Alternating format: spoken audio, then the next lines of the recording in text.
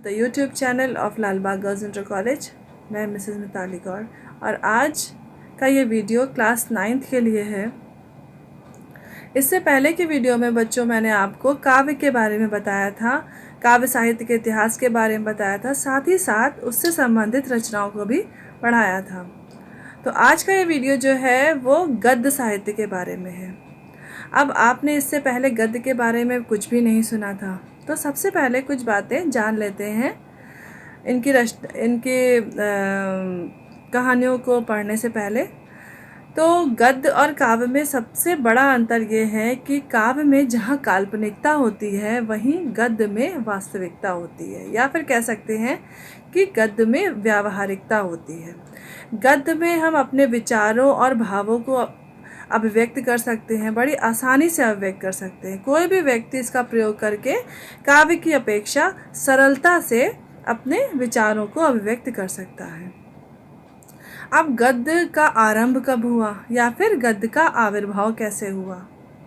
तो हिंदी गद्य का आविर्भाव जो है वो 19वीं शताब्दी में नव जागरण काल में हुआ, जहाँ पर हमारे समाज में मध्यकालीन रूढ़ियाँ समाप्त हो रही थी और पश्चिमी सभ्यता या संस्कृति हमारे समाज में आ रही थी।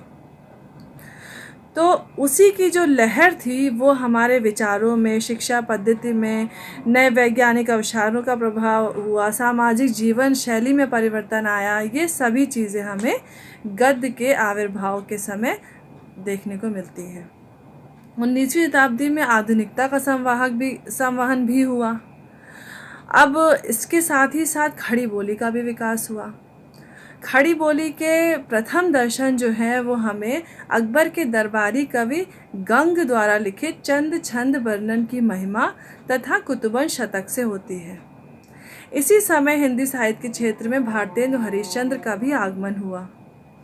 19वीं शताब्दी के अंत में जहाँ हिंदी गद्य पूर्णतः विकसित हो चुका था, वहीं जो है भारतेंदु हरिश्चंद्र का आगमन हुआ।